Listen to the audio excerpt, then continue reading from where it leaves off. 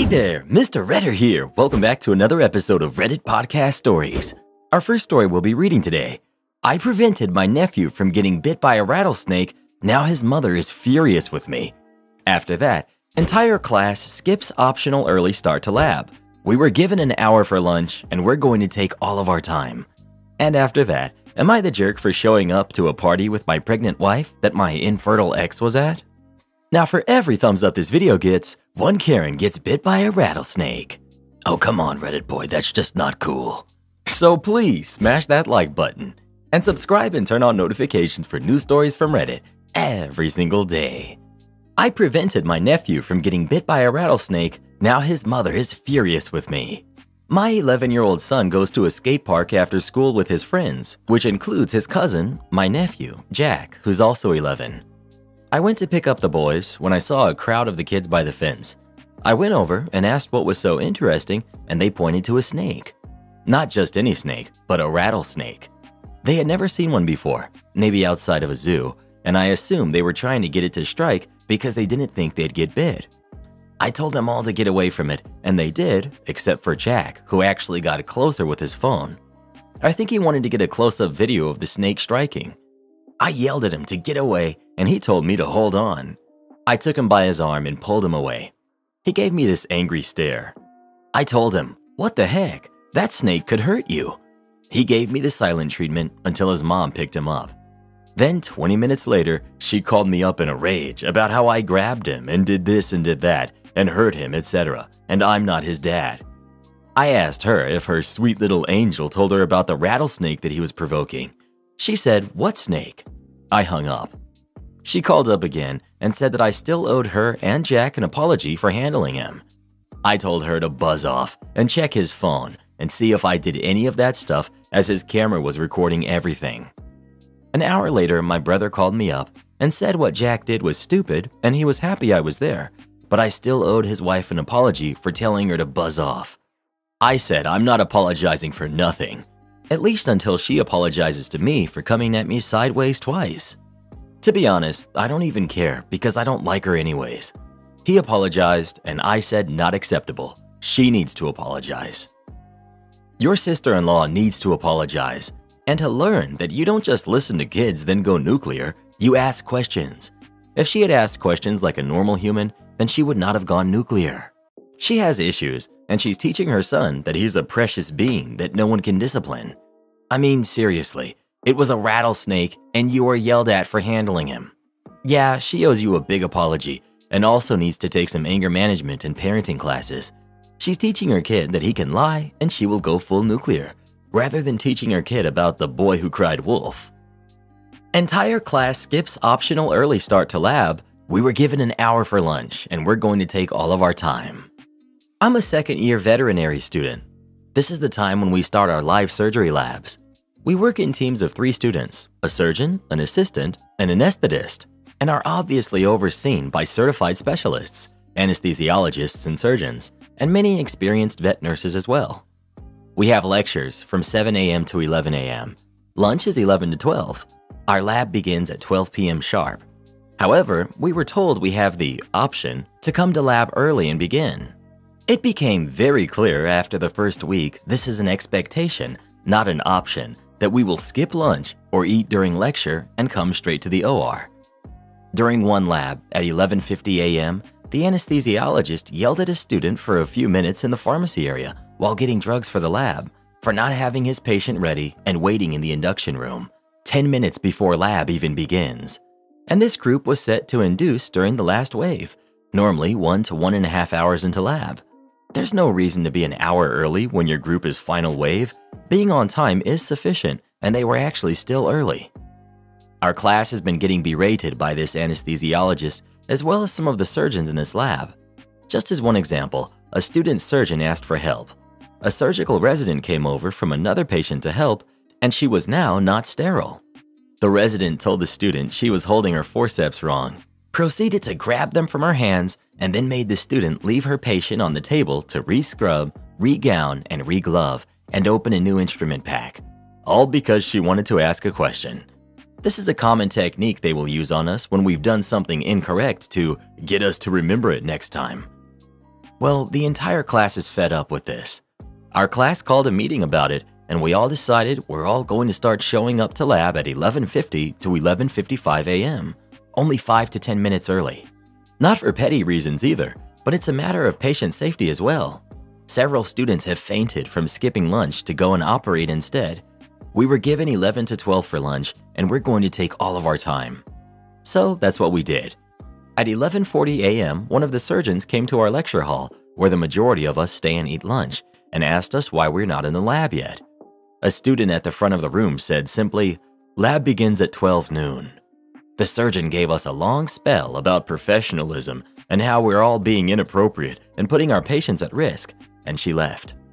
The OR is a 2-minute walk from the lecture hall, so we finished lunch and all showed up around 11:55. The clinicians were very mad about it and reported our class to the dean, and so the dean called a school-wide meeting about it.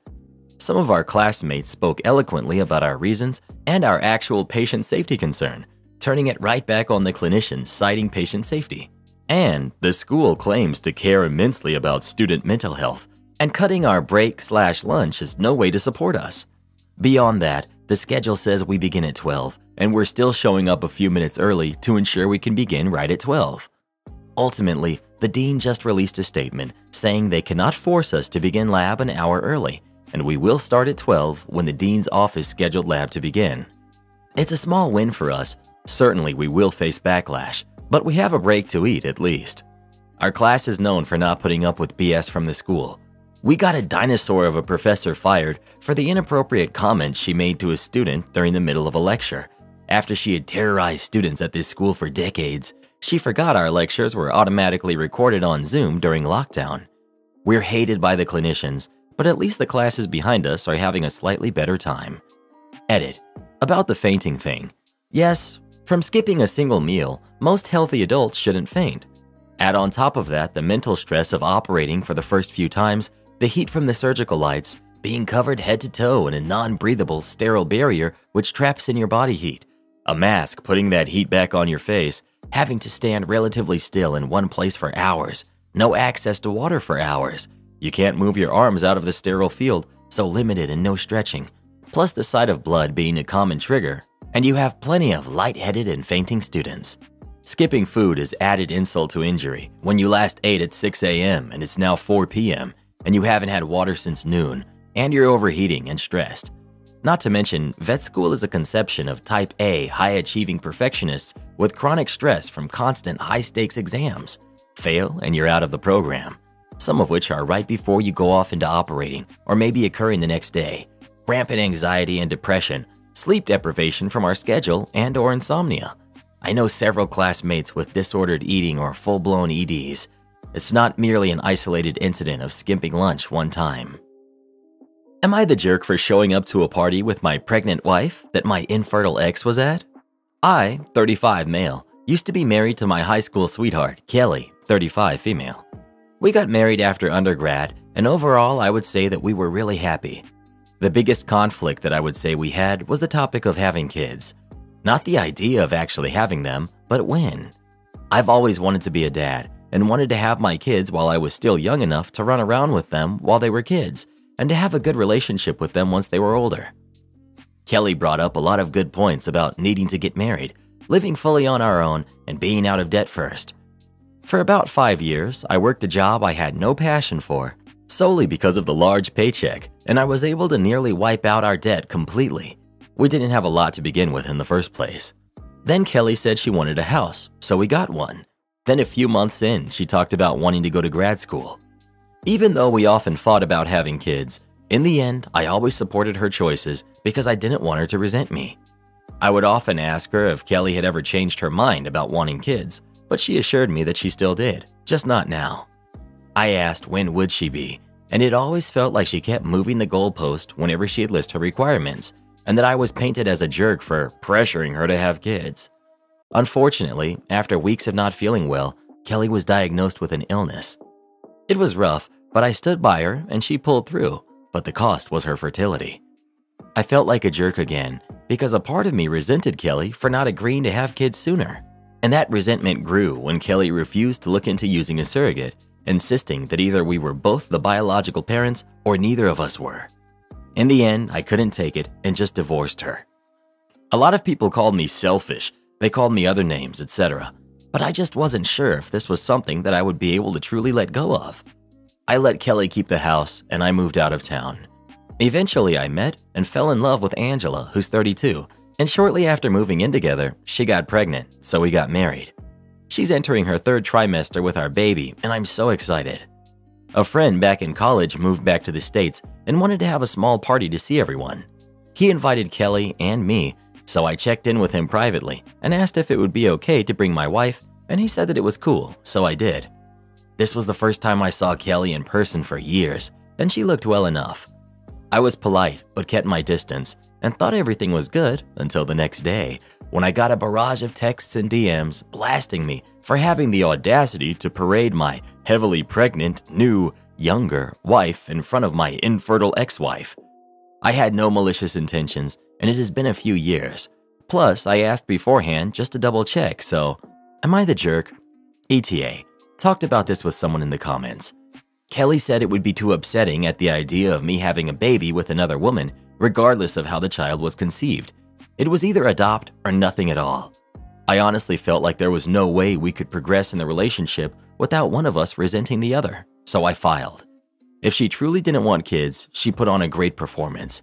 Before her illness, she would constantly gush over other people's babies, insisted buying a house in a good school district for our future kids, and even talked in extensive detail about wanting to be a stay-at-home mom for up to 6 years. I think Kelly just assumed that we'd always have time, and then life threw a curveball. If Kelly had stated that she would have been open to having kids sooner, under the condition that I be the primary caretaker, I would have done it. I would have even taken a lesser-paying job so I could have the free time to do it. I never wanted to be put in a position where she felt like she would have to give up her career entirely. ETA 2. Stepped away for a little bit, but I just wanted to be clear about something.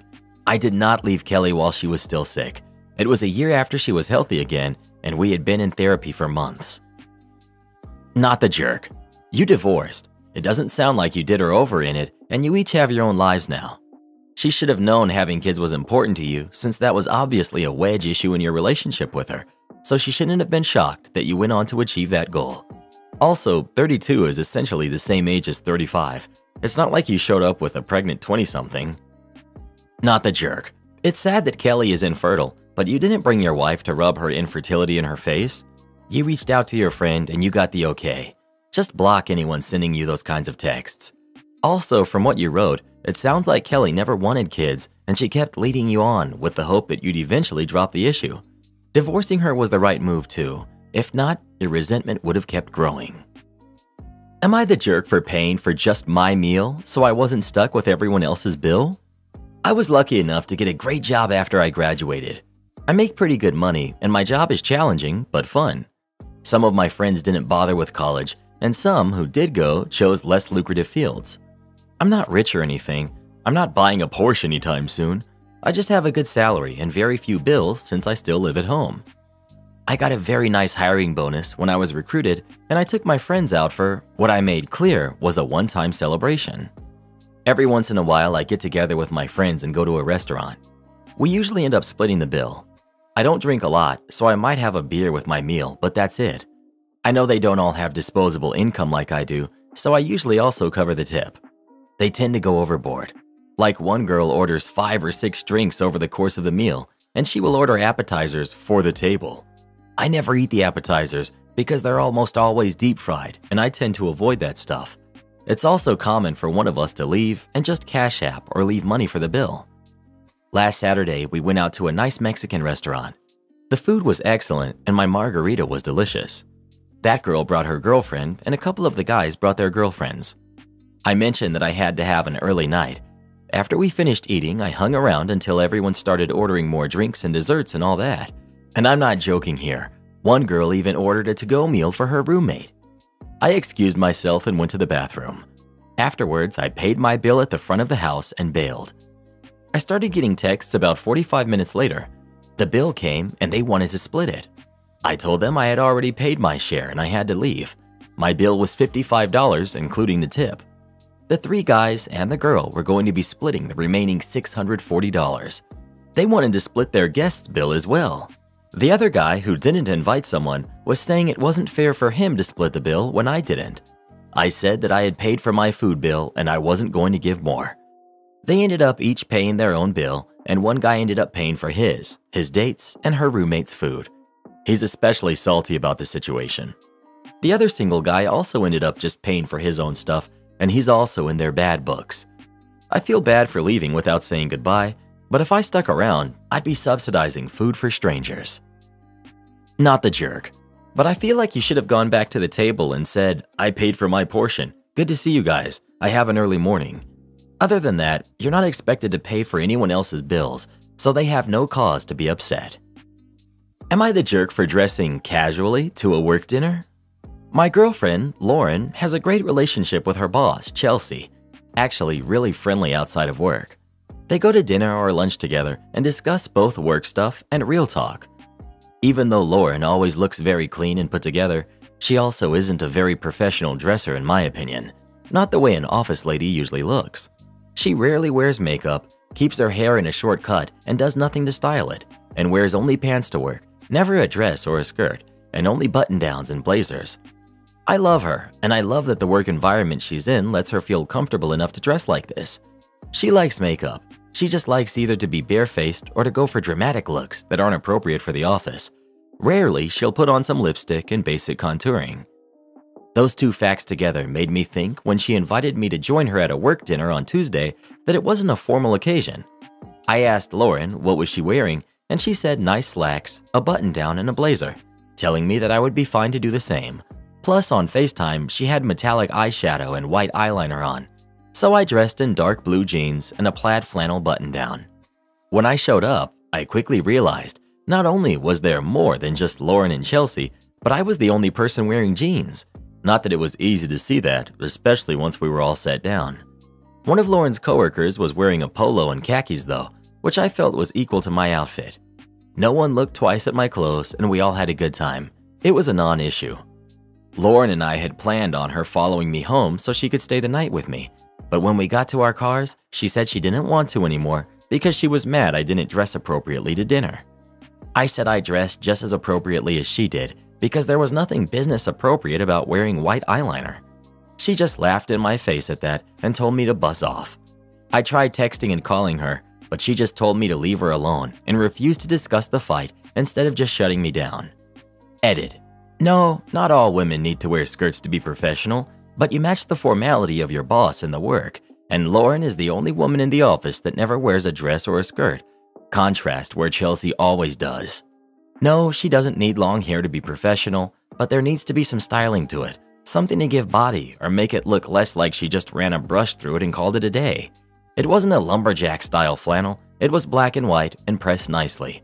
I could have dressed it up with a jacket, and in hindsight I would have. You're the jerk. She said she was wearing nice slacks, a button-down, and a blazer. How does that translate to you wearing jeans and a flannel? You picking apart her physical appearance makes you double the jerk.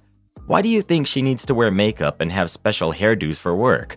From what I read here, her work is business professional and she meets it. How she looks is irrelevant. ETA, a polo and khakis are business casual. You showed up casual.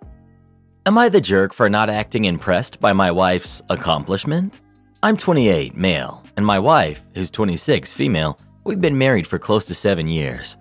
We currently have 5 kids together, who are 6, 4, 3, and my wife gave birth to fraternal twins, son and daughter, a year and a half ago. My wife intended to graduate high school the year we got married, but life got in the way. My dad had given me an investor relations type of role at his company, so we were traveling a lot. And then after that, our kids needed our attention. After our twins were born, my wife was bedridden for longer than we and even the doctors expected. Since we had to hire extra hands to do the childcare tasks that involved mobility, my wife had some time on her hands. Her mother told her that her friend who proctors at a testing center said that they give GED tests basically every week, at least across the state of Idaho, and that she should dust off her general education knowledge. She started browsing her laptop and decided to enroll in a GED prep class online. It seemed she was better at self-paced learning than classroom learning, because the stuff they were testing her on came way easier to her now than it did back in school, even though she's been away from structured classroom instruction for many years now. Even after she was back on her feet, she'd be studying for it after she dropped the older two off to their respective schools.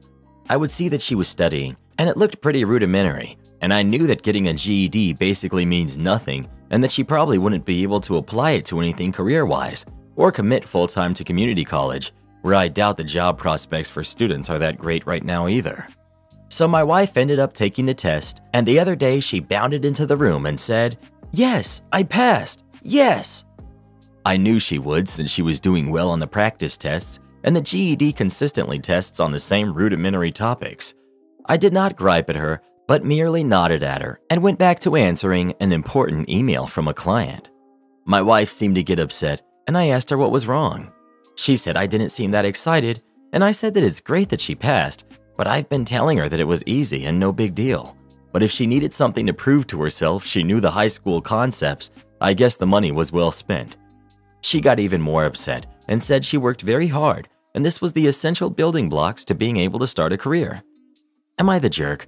My wife passed her GED test, but she wasn't exactly graduating from college and wouldn't be for at least 15 years. I just didn't see any immediate applicability to her test, but I am glad she had something to challenge her while she was coming off being unable to fully care for the kids. You're the jerk. You're a major jerk. Your wife is trying to look after 5 kids and found the time to get her GED. Why don't you let her go out of town for a week and see how hard it is to look after 5 kids? Would it have hurt you to get up and hug her and tell her how proud you are of her? Maybe take her out to dinner one night to celebrate. Wow, I hope this isn't indicative of the respect you give her the rest of the time. You're the jerk. Like there needs to be a level above this rating for this post. She feels accomplished because she did something that she put on hold for your lives together. Meanwhile, Daddy handed you a job and you reek of self-importance. You're the jerk. You have important emails from clients to answer, and your wife, who has 5 kids under the age of 7, was finally able to get her GED, and you sniff. It's obvious you see your wife as nothing more than an underling. Keep in mind, dude, you had to get your job from your daddy. Attend a mandatory interview for a job they don't want? In my late teens, I worked for the job center. I was sitting in observing an employer interviewing for warehouse jobs. My role was to confirm the attendees were responding seriously rather than just to keep getting benefits. My checklist was specific, just a numbered list with check yes or no. Did they answer this question in full? 15 questions. Nothing personal about the client, like how they present themselves or the content of their answers. We had one client who had been unemployed since before my birth. Mr. P, not incapable of working, he just didn't want to. Nice enough chap and very well educated. Sadly for him, he had been informed that if he didn't attend this job interview, his benefits would cease for 26 weeks. In he trots to his mandatory interview. It had obviously been raining because he was rather soggy and smelled like when you open a tent that's not been used for a long time. He's wearing full camo gear, a baseball cap saying, "Bad girl looking for a good time," whilst pulling a shopping trolley filled with newspapers wrapped in twine. He's also wearing leather sandals with socks. He proceeds to remove his sandals and very wet socks, wring them out over the carpet, and carefully place the socks on the radiator. By this point, the interviewing manager's chin is on the floor, and I'm trying not to look anywhere but my own lap in case I start laughing. The guy answered all of the interview questions perfectly normally, but interspersed the time between questions with comments like, "I just picked a raspberry seed from between my teeth. The last time I ate anything good was about 6 months ago." Just as they were about to end the interview, I'm internally congratulating myself on keeping my face neutral. He groaned, rubbed his knee, and announced his cervix had a cramp. I lost it and I had to leave the room. He did not get the job. He also kept his benefits. For some reason, the employer began using a recruitment agency for their vacancies not long afterwards. R.I.P. Mr. P. Well done on beating the system for so long. Edit. Just to clarify, Mr. P wasn't homeless, had no mental issues he made us aware of, and usually dressed normally. I'm not mocking a vulnerable person. I'm not making fun of anyone's misfortune, except the interviewers. Would I be the jerk for not wanting a woman I used to bully at my wedding? I wasn't a great person in high school. My friends and I had our own little clique, and we weren't nice to some of our classmates. I tried going to college, but it wasn't for me. I got a job at a car dealership and eventually started selling cars. I'm pretty good at it, so I make a good living. My younger brother did great in university, and he has a pretty good future ahead of him. After he graduated, he started working in the city, and there's a club there for graduates from his university. He ran into a girl that I wasn't very nice to in high school. She's a couple of years older than him, but they started dating. I don't think she realized he was my brother. He likes that they grew up in the same town. They're at the meeting the family stage, and he brought her home for Christmas. My parents had sold their home after we all moved out, so they didn't live in the same town anymore. She recognized me right away. I didn't recognize her. I guess she got past the ugly duckling part of growing up. She is very physically attractive. She is also doing well in life. She didn't say anything until I approached her after dinner. She asked if I honestly couldn't remember her. I didn't, until she reminded me of the stuff I used to say to her. I felt sick to my stomach. I immediately apologized for everything and said that I had been a bad kid and that I had grown up since then. She said that she was glad and that she accepted my apology.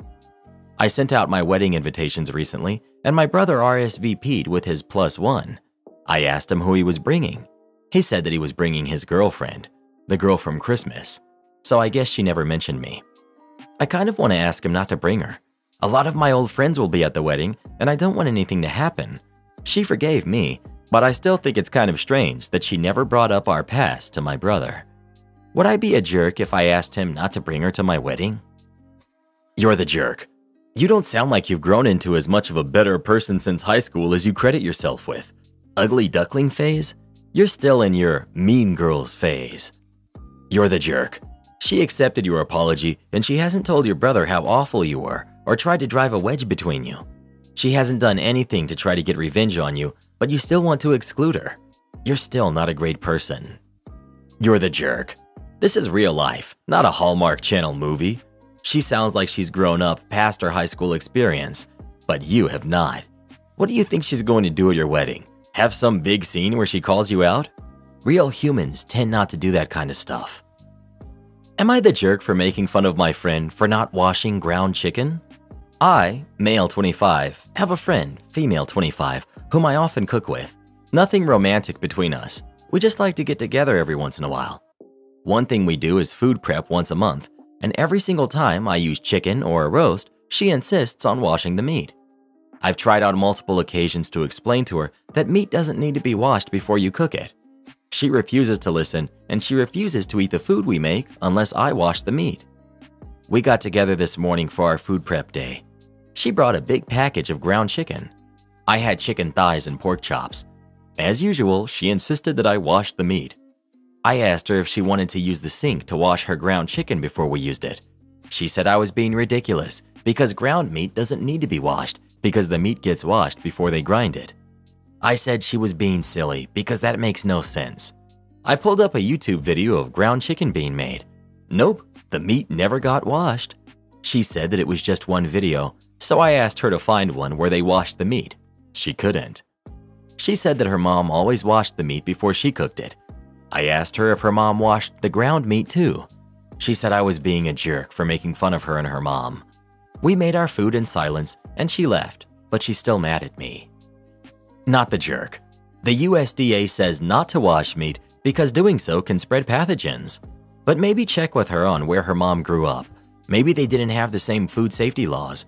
And depending on how old her mom is, maybe she grew up at a time where it was a good idea. We farm and raise hogs, chickens, cows. My grandpa was an inspector for USDA. Some habits are ingrained.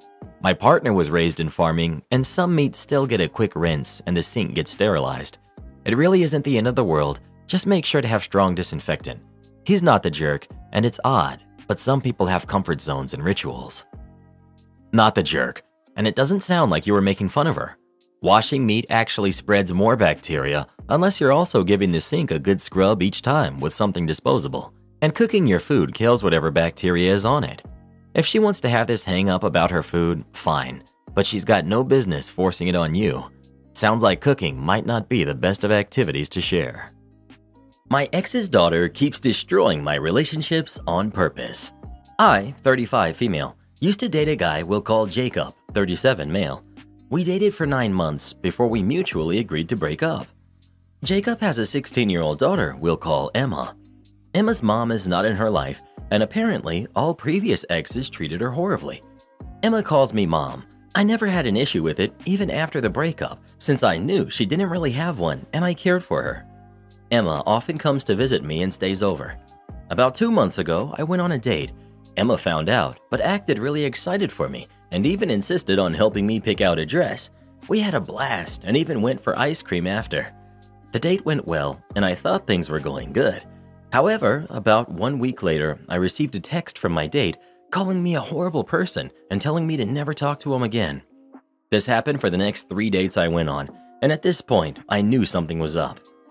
On the 4th date, the same thing happened as the previous 3 dates. However, this time I decided to ask for an explanation. He then sent me screenshots of messages he had received from a random number, claiming that I had a family and that I was cheating. I was shocked to see that the number which sent the messages was Emma's.